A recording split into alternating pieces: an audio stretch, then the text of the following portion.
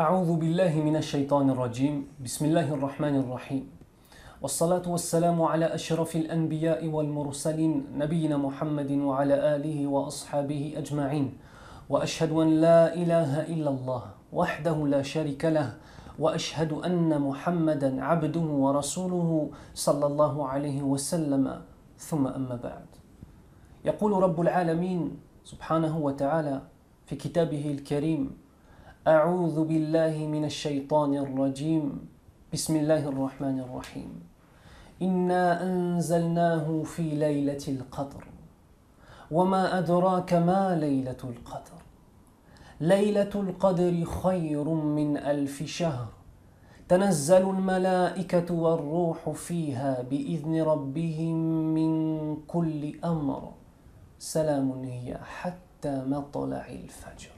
سبحان الله. Allah subhanahu wa ta'ala nous dit, dans la traduction du verset, certes, nous l'avons descendu au cours de la nuit du Qadar, la nuit du destin. Et sauras-tu ce qu'est la nuit du destin? La nuit du destin est meilleure que 1000 mois. Durant cette nuit, ces anges, ainsi que Ruh, c'est-à-dire Jibril al-Amin, alayhi salam, descendent en suivant tous les ordres d'Allah Azza wa Jal et en s'acquittant des ordres d'Allah subhanahu wa ta'ala. Elle est paix jusqu'au temps du Fajr. Allah subhanahu wa ta'ala, à travers cette sourate noble, sourate mécoise, nous donne des trésors, un nombre de trésors incalculables. Le premier des trésors qu'Allah subhanahu wa ta'ala, c'est une information capitale pour nous, qui est que durant cette nuit,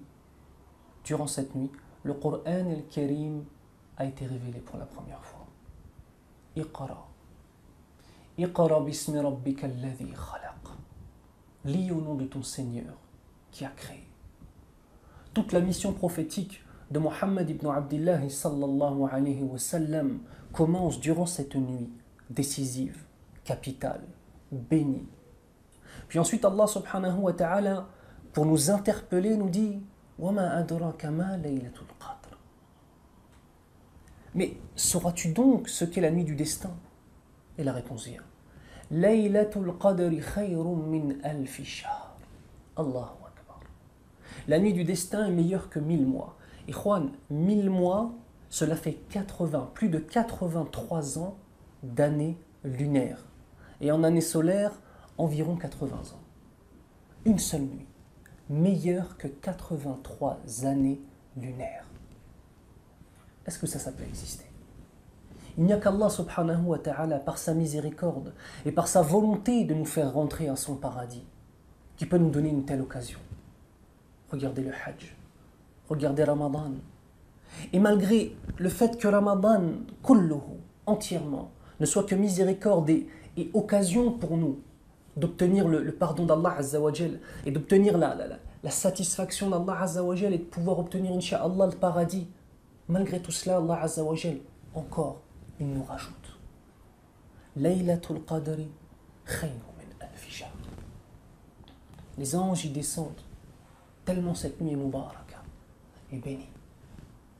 Salamun hiya hatta matla'i al-fajr. Cette sourate n'est que, cette nuit n'est que paix.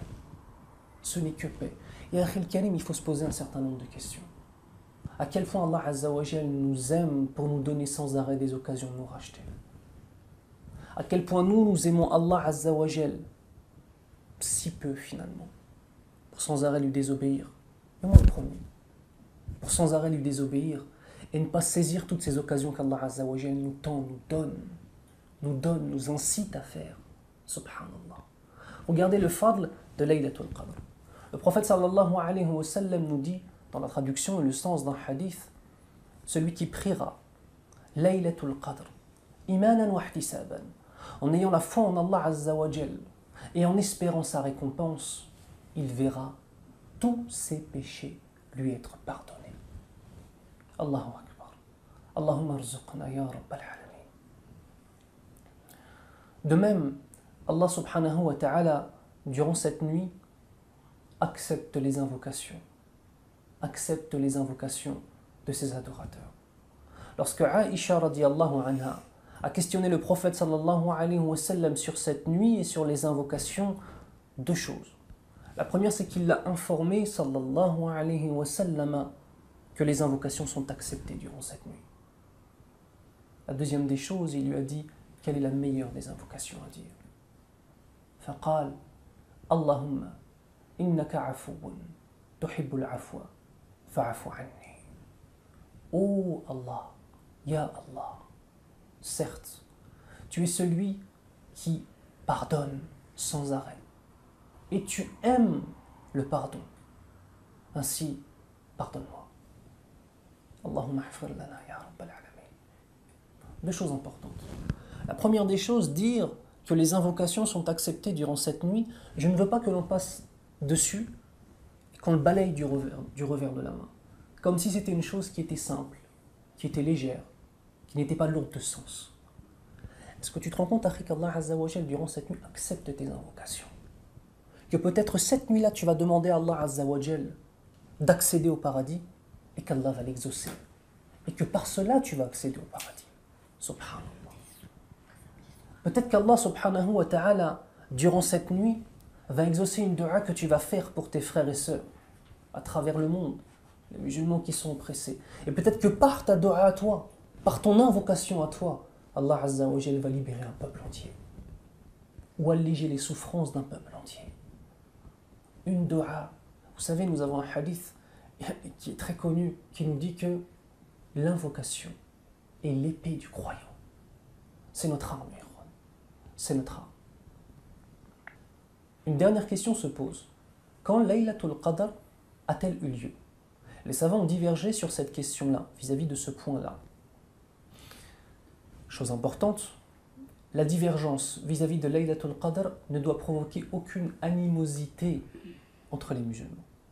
Ainsi, nous avons la certitude que Laylatul Qadr a bien eu lieu le 27 du mois Ramadan, effectivement.